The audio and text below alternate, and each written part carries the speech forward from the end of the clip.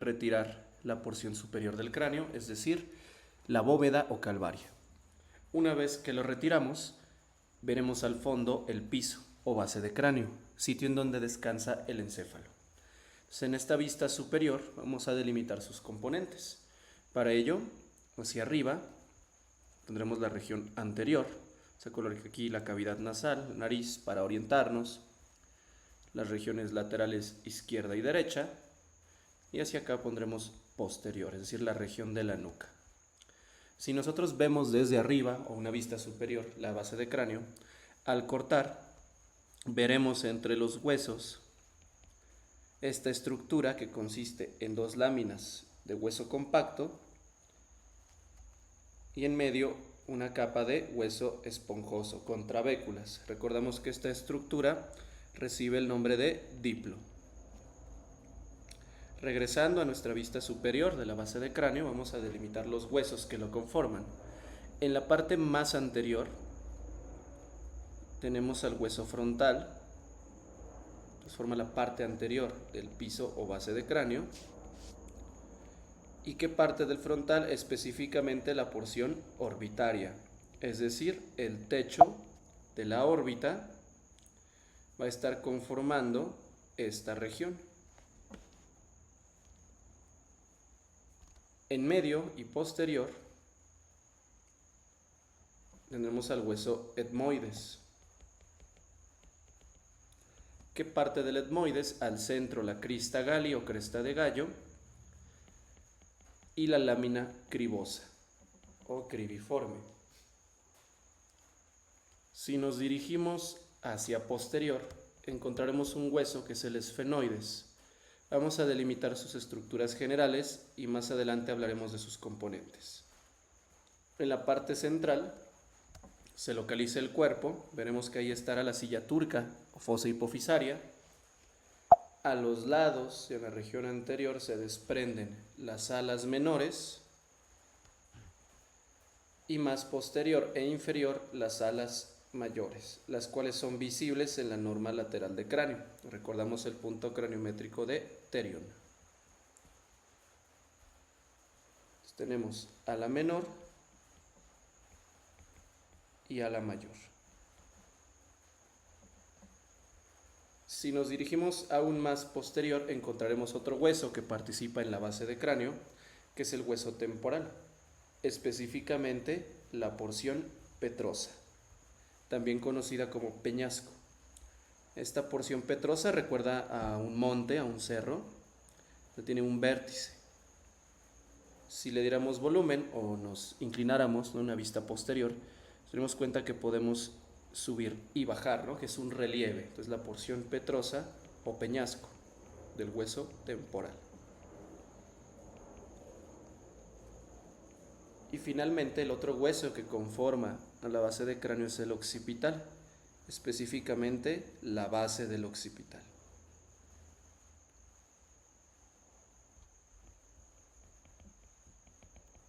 El hueso occipital delimita un agujero muy grande en el cráneo llamado agujero occipital o foramen magno. Este agujero o foramen magno se localiza en la base del hueso occipital. Estos son los componentes principales de la base de cráneo: porción orbitaria del frontal, etmoides con su lámina cribosa y crista galli, cuerpo y alas del esfenoides, porción petrosa del temporal y base del hueso occipital. Podemos delimitar a su vez fosas. Las fosas que se localizan en el cráneo son tres. En esta vista lateral, entonces, podremos distinguir hasta adelante la fosa craneal anterior, en medio la fosa craneal media y hacia atrás la fosa craneal posterior. Estas tres fosas o pisos van a encontrarse en los huesos ya mencionados. La fosa craneal anterior la delimitamos de forma anterolateral por la porción orbitaria del hueso frontal y en la región posterior por las alas menores y una estructura que ahorita veremos que es el yugo esfenoidal. Entonces, las alas menores el yugo esfenoidal, la porción orbitaria del hueso frontal y el etmoides forman la fosa craneal anterior. Nos damos cuenta que incluimos al frontal, al etmoides y a una porción del esfenoides. Siguiendo con esto, delimitamos ahora la fosa craneal media. Esta abarca las alas mayores del esfenoides, el cuerpo del esfenoides y la porción petrosa, hasta su vértice y su borde superior. Entonces, como límite anterior de esta fosa craneal media están las alas menores del esfenoides, el yugo esfenoidal en la región anterior, lateral las alas mayores y la parte anterior de la porción petrosa del temporal, más o menos hacia la mitad, donde está el borde superior, y termina en la región posterior del cuerpo del esfenoides, en el dorso de la silla turca. Esa es la fosa craneal media. Finalmente, la fosa craneal posterior la vamos a delimitar de forma anterolateral por el borde superior de la porción petrosa, ese límite anterolateral, por el dorso de la silla turca, que es el cuerpo del esfenoides, su límite anterior, y su límite posterior, la base del hueso occipital. Entonces, los huesos incluidos en la fosa craneal posterior son la base del occipital y la parte posterior de la porción petrosa. Entonces, fosa craneal posterior. Una vez que ya hemos hecho estos límites, vamos a mencionar ahora los diferentes agujeros y estructuras de cada uno de los huesos. De este lado tenemos ya la base de cráneo delimitada con todos los relieves y estructuras o accidentes óseos. Podemos ver adelante o anterior el hueso frontal, el etmoides, amarillo el esfenoides, porción petrosa del temporal y el hueso occipital. Pues vamos a mencionar cada uno de sus componentes. Decíamos que la fosa craneal anterior se delimita adelante por la porción orbitaria del frontal, posterior por las alas menores del esfenoides y hacia la región del yugo y limbo esfenoidal. Esa es mi fosa craneal anterior. La fosa craneal media la delimitamos anterolateralmente por las alas menores del esfenoides, anteriormente por el limbo y yugo esfenoidal, lateral por las alas mayores del esfenoides y hasta la porción superior de la porción o región petrosa del hueso temporal. En la región posterior, esta fosa media está delimitada por el dorso de la silla turca. Y posterior, fosa craneal posterior, de forma anterolateral por la porción superior o región superior de la porción petrosa, el dorso de la silla turca del cuerpo del esfenoides y posterior por la base del occipital. Entonces, esas son las tres fosas y los límites que vamos a establecer. Importante conocer estos límites, pues cada una de ellas nos va a dar diferentes alteraciones. Si ocurre una fractura o lesión de la base de cráneo, se van a presentar signos característicos. Por ejemplo, en las lesiones de la fosa craneal anterior se presenta un signo característico que es el signo de ojos de mapache. Este nombre se debe a una equimosis o acumulación de sangre periorbitaria.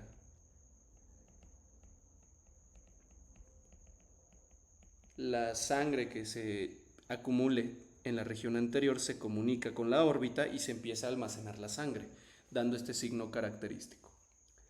En la fractura de la fosa craneal media o de piso medio se presenta otro signo muy característico, es en la de medio,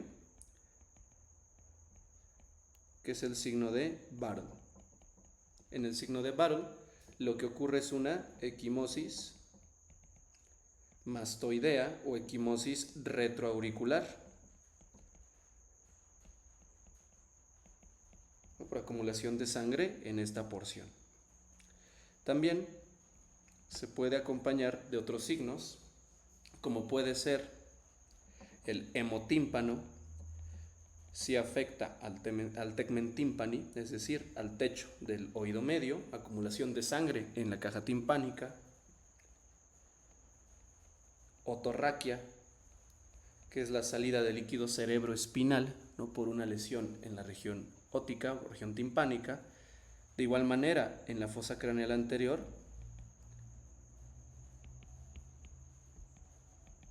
rinorraquia, es decir, salida de líquido cerebroespinal por la cavidad nasal. Y la fractura del piso posterior o la región posterior es una equimosis retrofaringea. Es decir, la sangre se puede ver en la región posterior, en la región del velo del paladar, ¿no? Acumulación de sangre en la faringe. Son los signos característicos que se presentan en la fractura del piso o de la base de cráneo. Una vez que ya mencionamos esto, vamos a continuar ahora con los diferentes componentes y agujeros que tiene esta base. Vamos a comenzar de anterior hasta posterior, nombrando las estructuras o los agujeros y sus componentes.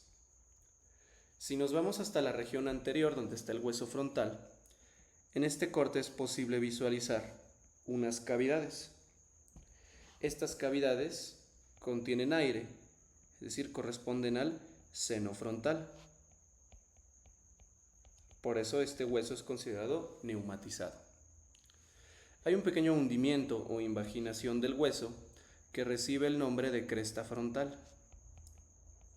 Esta porción de hueso es importante, pues era el sitio de inserción para un repliegue de la dura madre, una de las meninges, que recibe el nombre de hoz del cerebro. El hoz del cerebro participa en la división de los hemisferios derecho e izquierdo. Recordemos que una hoz asemeja esta forma como de una guadaña. También se le llama falce cerebral.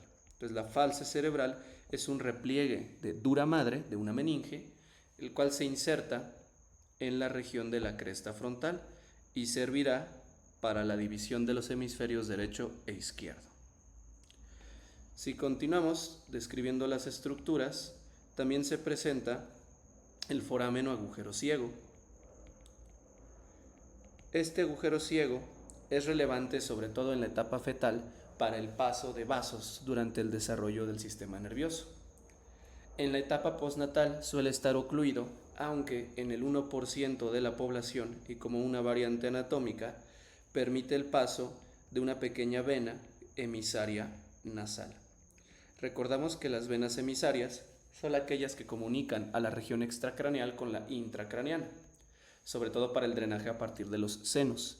La vena emisaria nasal comunica pues la región de la cavidad nasal, permite el drenaje de la región superior o techo y se dirige a la parte interna para drenar en el seno sagital superior.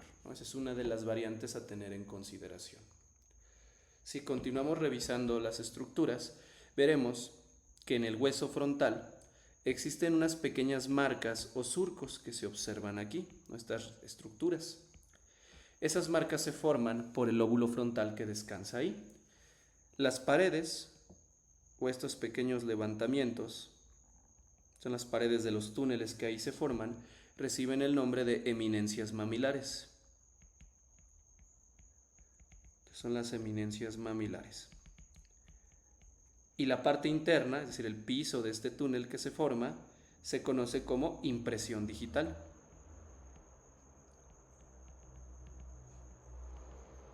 Esta impresión digital se forma por los giros del lóbulo frontal, los giros o circunvoluciones. Entonces, giros del lóbulo frontal. Mientras que las eminencias mamilares se forman por los surcos de la misma. Los giros y surcos de la porción anterior del cerebro van a formar estas pequeñas impresiones. ¿Qué más podemos identificar adyacente o en la cercanía con el hueso etmoides, 4 agujeros. Es el nombre de agujero etmoidal anterior. Nos damos cuenta que hay 2 agujeros etmoidales anteriores, uno derecho y uno izquierdo. Hacia atrás tendríamos los agujeros etmoidales posteriores. De igual manera son 2, ¿no? Izquierdo y derecho. Estas estructuras permiten el paso de vasos y nervios homónimos, es decir, arterias etmoidales anteriores y posteriores, venas etmoidales y nervios etmoidales. Entonces, vasos y nervios del mismo nombre, homónimos. Al centro tenemos la región del etmoides, específicamente la lámina cribosa y la crista Galli. Aquí podemos observar los agujeros cribosos o cribiformes, que permiten el paso de los axones que forman al nervio olfatorio, es decir, el nervio craneal 1. Entonces, el nervio craneal 1, el olfatorio, pasa por estos pequeños agujeros, llegando de la región de la cavidad nasal hacia adentro para percibir los olores. Si nos dirigimos ahora al esfenoides, el cual recordamos forma parte de 2 fosas, tanto anterior como media, encontramos numerosos componentes. Al centro está el cuerpo, hacia los lados podemos ver las alas menores, entonces ala menor de cada lado, y descansando las alas mayores hacia posterior. El ala menor, conforme se dirige hacia posterior, forma unas estructuras que reciben el nombre de crestas esfenoidales. Aquí están siendo delimitadas. Entonces, las crestas esfenoidales son una prolongación posterior de las alas. La cresta esfenoidal. Entre ambas alas menores, la estructura que los va a delimitar, que vamos a marcar aquí de otro color, esta estructura que delimita o une ambas alas, recibe el nombre de yugo esfenoidal. El yugo es esa porción que une ambas alas menores y que hacia atrás forma un reborde, parte del mismo esfenoides, que recibe el nombre de limbo esfenoidal. El limbo es la prolongación posterior del yugo entre crestas esfenoidales. Finalmente, las alas menores, al continuarse como cresta, terminan en una pequeña punta o pico. Este pico, que estamos aquí delimitando, recibe el nombre de proceso o apófisis clinoideo anterior. Es proceso clinoideo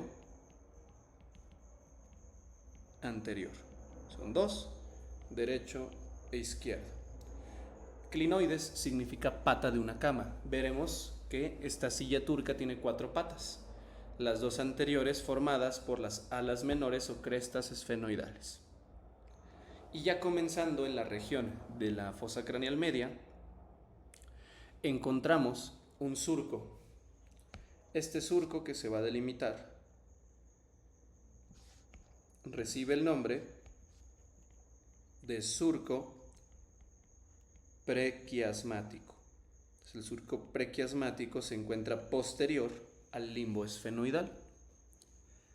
A los lados de ese surco prequiasmático e inferior a los procesos clinoideos anteriores se localizan unos agujeros. Estos agujeros reciben el nombre de conducto óptico. El conducto óptico servirá de paso para el nervio craneal 2, es decir, el nervio óptico, y también permitirá el paso de la arteria oftálmica. La arteria oftálmica, recordamos, es una rama de la arteria carótida interna. Entonces, la arteria oftálmica y el nervio craneal 2, el óptico, pasan por este conducto. Ya es fosa craneal media. Si nos dirigimos hacia anterolateral, entre ala menor y ala mayor encontramos una fisura.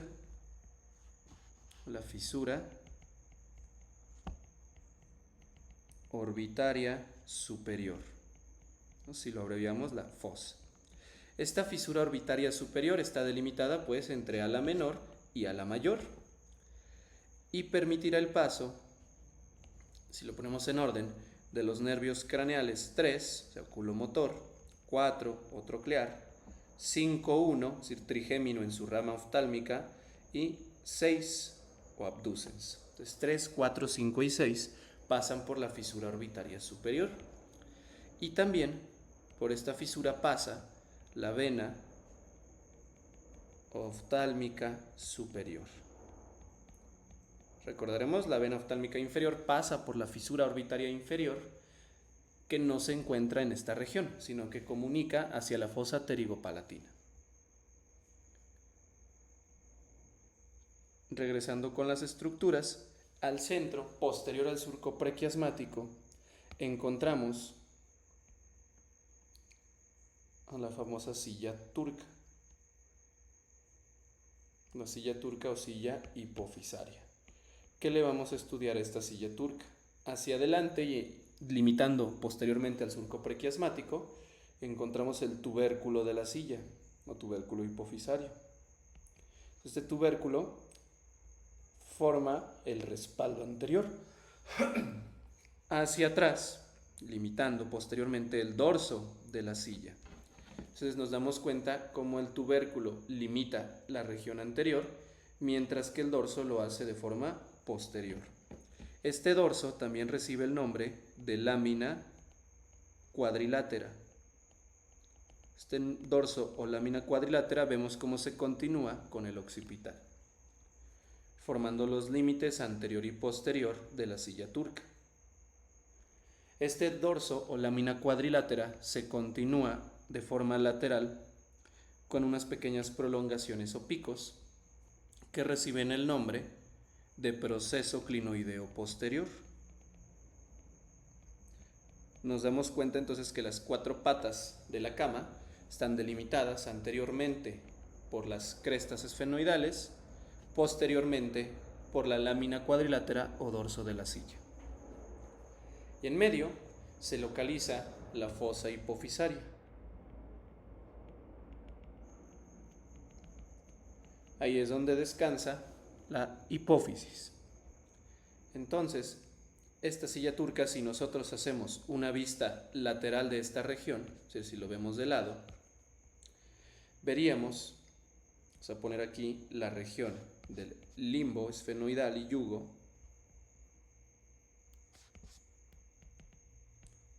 se hunde formando una estructura que recibe el nombre de surco prequiasmático, que está aquí en el piso. Estaríamos en esta región y después asciende formando el tubérculo de la silla turca. Forma el tubérculo,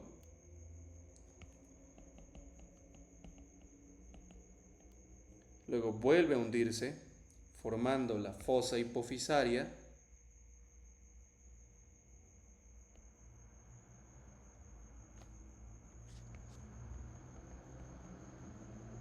y asciende una vez más formando el dorso de la silla o lámina cuadrilátera.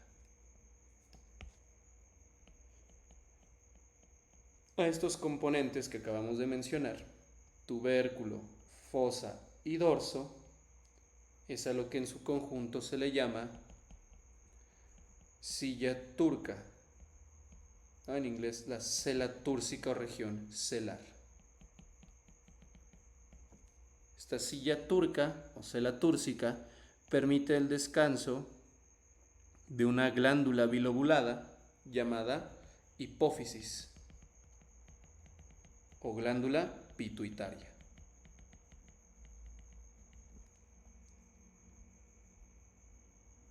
Continuando hacia los lados de esta silla turca, se observan unos pequeños surcos que reciben el nombre de surcos carotídeos. Estos van a cada lado. El surco carotidio se localiza lateral a la fosa hipofisaria. Y como su nombre lo indica, el surco carotidio permite el paso de la arteria carótida interna.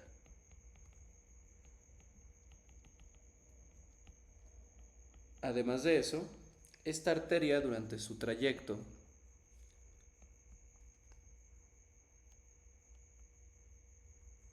por dicho surco es envuelta o es cubierta por una estructura venosa, única parte del cuerpo donde una arteria pasa por adentro o cubierta en todo su recorrido por venas.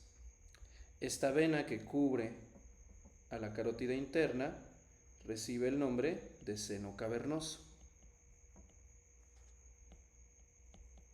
De ahí que en ocasiones al surco carotidio también se le llama surco cavernoso. Pues por ahí pasa la carótida interna y en su trayecto es envuelta en el seno cavernoso, además de irse acompañado por otros nervios craneales que se dirigen a la fisura orbitaria superior.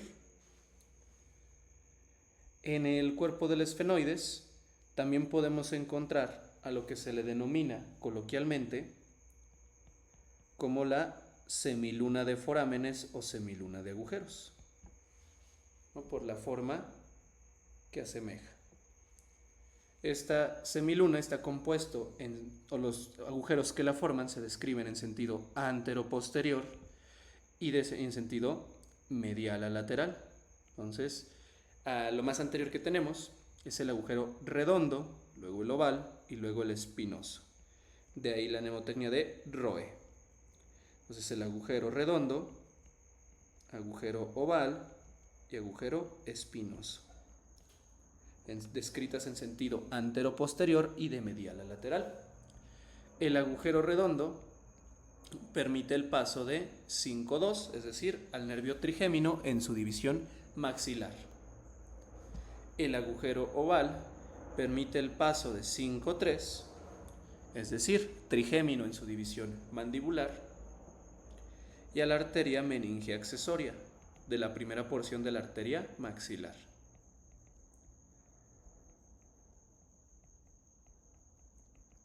Por otra parte, el agujero espinoso, que desemboca en la fosa infratemporal, permite el paso del paquete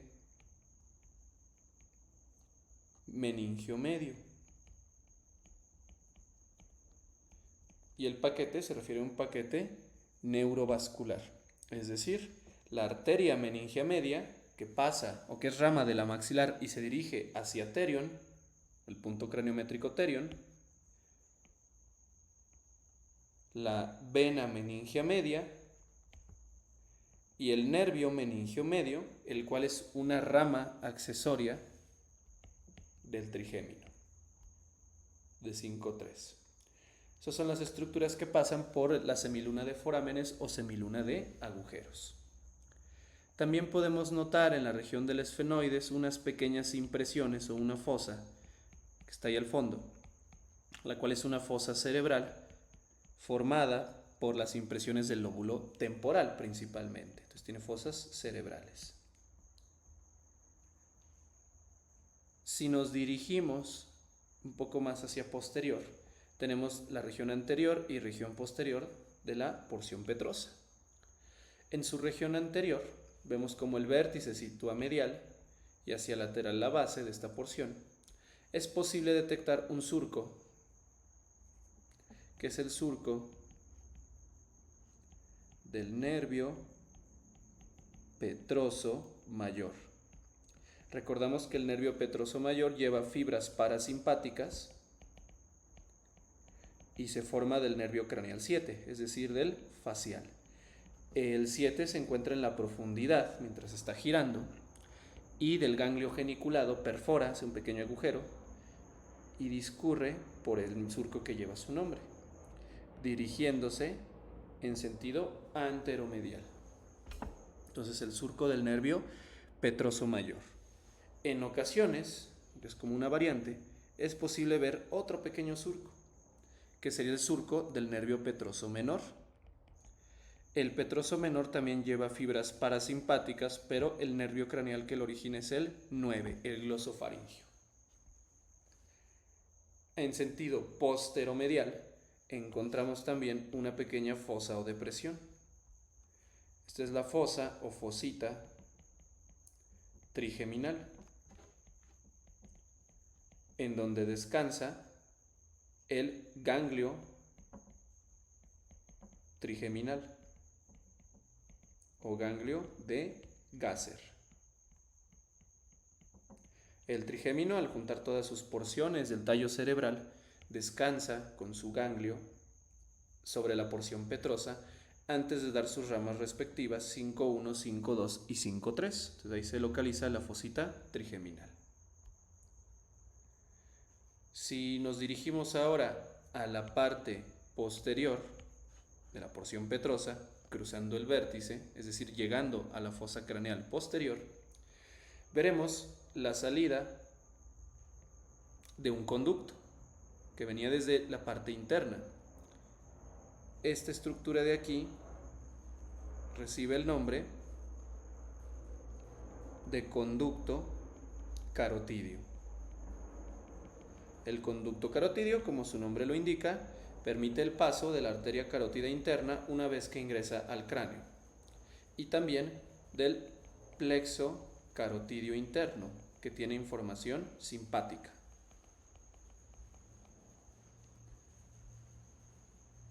Ahorita vamos a retomar este tema un poco más adelante. Aquí se observa la región posterior del hueso occipital de la base y vemos una pequeña resbaladilla que permite el paso del dorso de la silla hasta el agujero magno. Si lo viéramos de lado con un esquema previo, después del dorso de la silla se forma esta pequeña resbaladilla o trampolín que conduce al agujero magno y es parte del occipital. Recibe el nombre de clivus o porción basilar. Entonces es el clivus.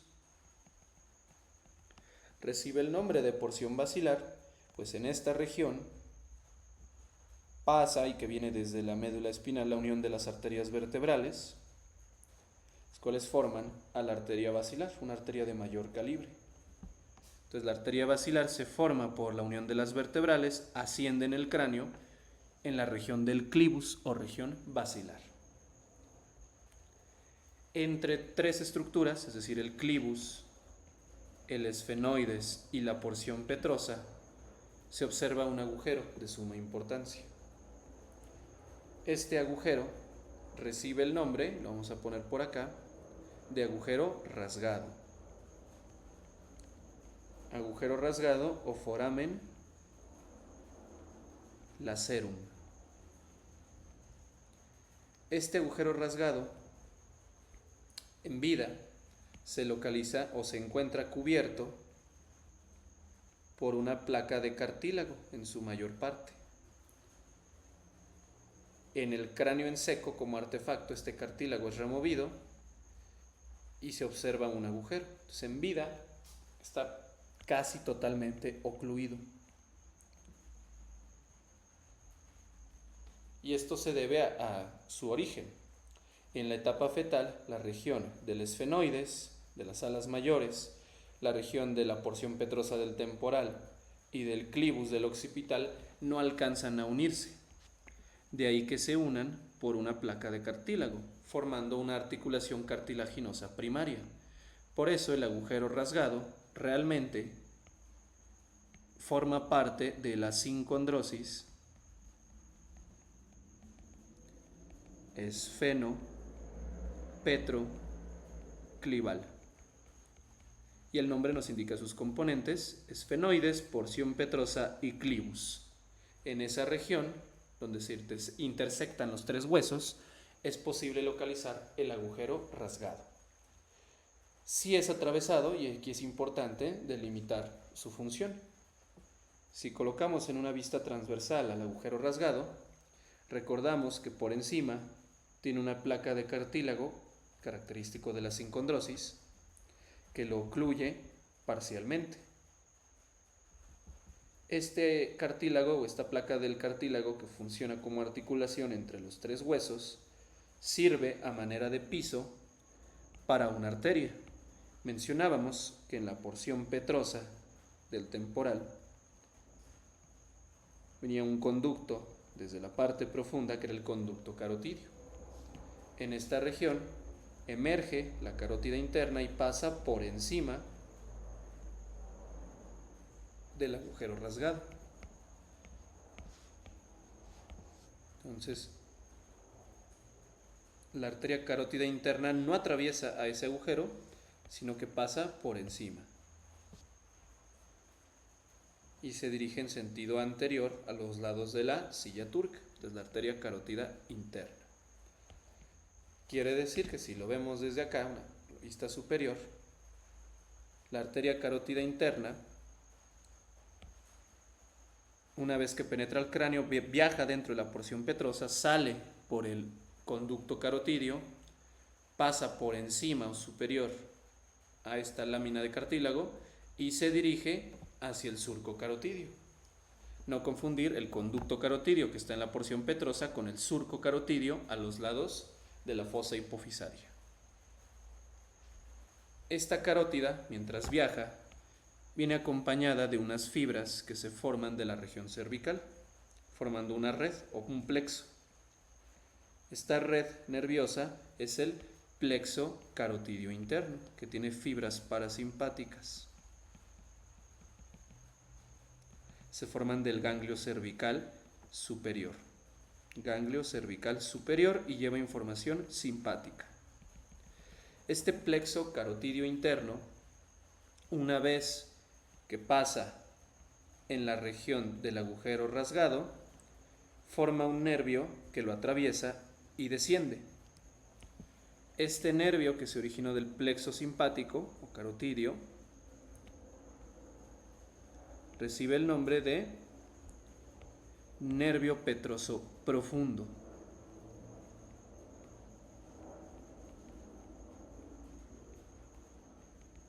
Entonces el petroso profundo viene acompañando desde la región cervical a la carótida interna y en la región del agujero rasgado desciende. Este petroso profundo se encuentra con un nervio que habíamos mencionado previamente, que es el nervio petroso mayor, el cual tenía su propio surco y que viene formado por el nervio 7. Este petroso mayor se junta en su paso por el agujero rasgado con el petroso profundo. Vamos a ponerlo acá. Este es el petroso profundo que lleva petroso mayor, que lleva información parasimpática por el nervio 7, y al unirse formarán al nervio vidiano o nervio del conducto pterigoideo, el cual se estudia a detalle en el tema de fosa pterigopalatina. Continuamos con la descripción de agujeros en la fosa craneal posterior.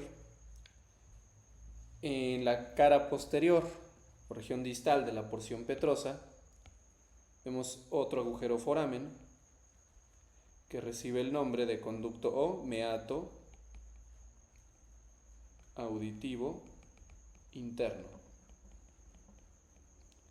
el cual permite el paso de dos nervios craneales, el 7, que es el facial, y el 8, que es el vestíbulo coclear, y de una arteria, que es la arteria laberíntica, la cual irriga al oído interno, al laberinto, y se origina de la arteria basilar mencionada previamente, o en ocasiones de la arteria cerebelosa anteroinferior. Entonces la arteria laberíntica que se dirige por el meato auditivo interno. En la unión del occipital con la porción petrosa se forma un agujero de mayor tamaño, más alargado, en sentido antero-posterior, que se llama agujero o foramen yugular. Este agujero yugular o foramen yugular permite el paso de los nervios craneales 9, que es el glosofaringio, 10, que es el vago, y la porción craneal del nervio accesorio, 9, 10 y 11.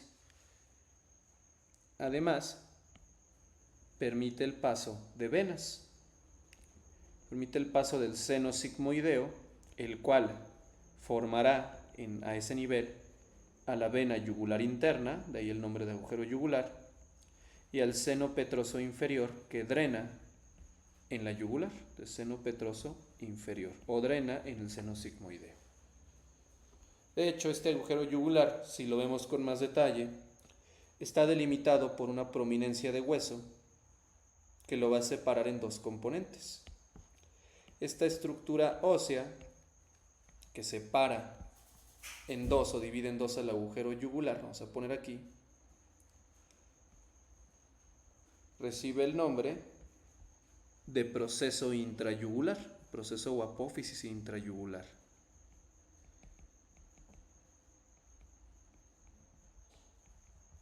Y este proceso o apófisis intrayugular me sirve para delimitar los componentes que pasan a través del agujero. En la región anterior del mismo se le llama el componente nervioso, es decir, 9, 10 y 11. Y en la región posterior el componente venoso, vena yugular interna, seno sigmoideo y petroso inferior. Cada uno de los componentes de este agujero, es anterior o nervioso, posterior o venoso. También cabe mencionar otra estructura relevante que podemos localizar y trazar del proceso clinoideo posterior hacia el vértice de la porción petrosa. Esta estructura, este ligamento que se forma ahí, vamos a mencionarlo por acá. Entonces va del proceso clinoideo posterior, que se origina del dorso de la silla o lámina cuadrilátera, hacia la porción petrosa, hacia la región del vértice. Este ligamento recibe el nombre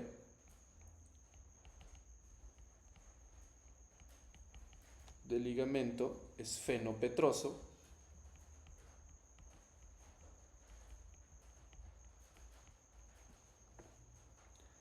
y servirá para permitir el paso de una estructura.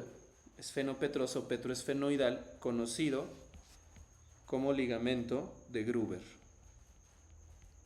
Ese ligamento de Gruber, o esfenopetroso o petroesfenoidal, va del proceso clinoideo posterior a la porción petrosa del hueso temporal y delimita una estructura o una cavidad que será formada por la dura madre, que forma el techo de un repliegue de la dura madre que recibe el nombre de canal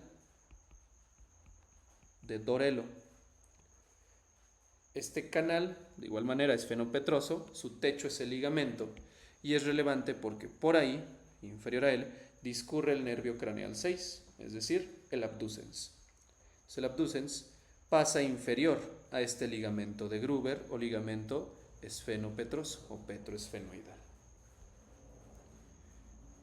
A los lados del agujero magno se observa unos conductos que reciben el nombre de conducto hipogloso o conducto del hipogloso y permite el paso del nervio craneal homónimo, es decir, ahí pasa el nervio craneal 12.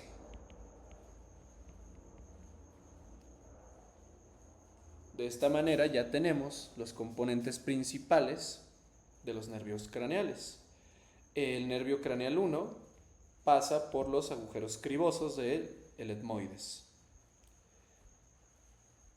3, 4, 5, 1 y 6 por la fisura orbitaria superior, el 2 por el conducto óptico, 5, 2 y 5, 3 por redondo y oval,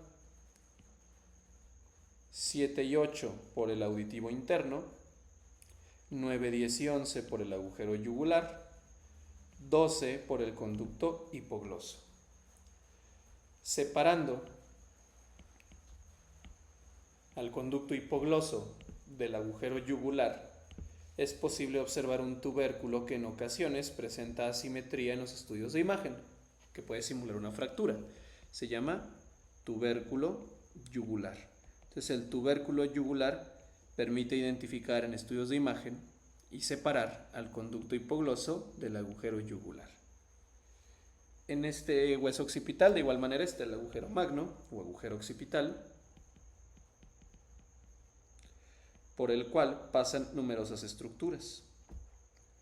Por aquí pasa la médula oblongada, antes llamada bulbo raquídeo, la cual está rodeada de sus meninges, pía madre, aracnoides y dura madre.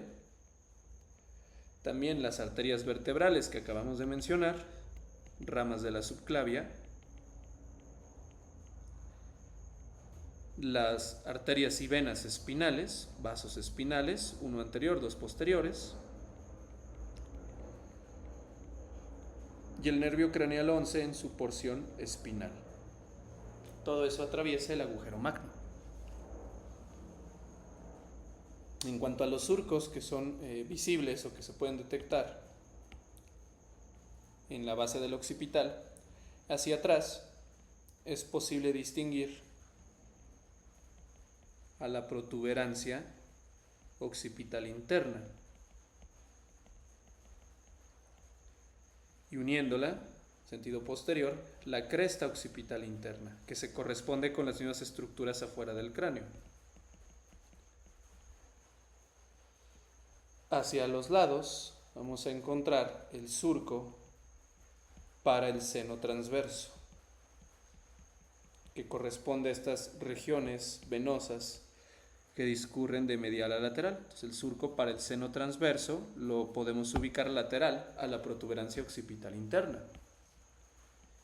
También podemos encontrar el surco para el seno sigmoideo, el cual formará parte o se convertirá en la vena yugular interna. Entonces surco para el seno sigmoideo.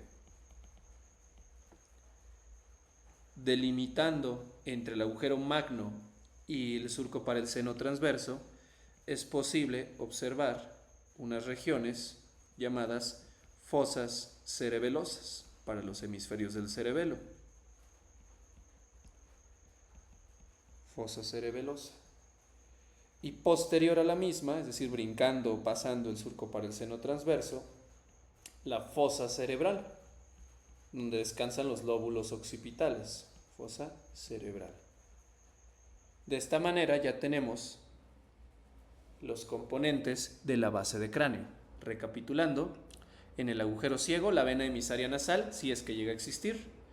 En la lámina cribosa del etmoides, los agujeros cribosos para el nervio craneal 1 y los agujeros etmoidales anteriores y posteriores. En el esfenoides, o medial a los procesos clinoides anteriores, el conducto óptico, que permite el paso del nervio craneal 2 y la arteria oftálmica. Entre ala menor y ala mayor, la fisura orbitaria superior, que permite el paso de los nervios craneales 3, 4, 5, 1 y 6 y de la vena oftálmica superior. Después la semiluna de forámenes, redondo, oval y espinoso, el redondo que permite el paso de 5-2, el oval que permite el paso de 5-3 y la arteria meningia accesoria, y el paquete meningio medio, el cual pasa arteria, vena y nervio por el agujero espinoso. Entre la región del esfenoides, porción petrosa del temporal y clivus del occipital, el agujero rasgado, foramen lacerum, el cual por encima permite el paso de la carótida interna, profundo, ¿no? Atraviesa el nervio petroso profundo, el cual se une con el petroso mayor formando al nervio vidiano del conducto pterigoideo. El petroso mayor tiene su propio surco en la región anterior de la porción petrosa, donde también vemos la fosita trigeminal o fosa de Gasser para el ganglio del trigémino. Hacia la parte posterior, y también mencionar el conducto carotidio, su salida. También podemos estudiar al meato auditivo interno, el cual permite el paso del 7 y el 8, además de la arteria laberíntica, el agujero yugular, que permite en su porción anterior 9, 10 y 11, en su porción posterior seno sigmoideo, vena yugular interna y seno petroso inferior. También observamos el conducto del hipogloso que permite el paso del 12, separado del agujero yugular por el tubérculo yugular, el agujero magno para la médula oblongada, meninges, vasos vertebrales, espinales y porción espinal del nervio 11. Y hacia la región posterior, los surcos para el seno transverso y para el seno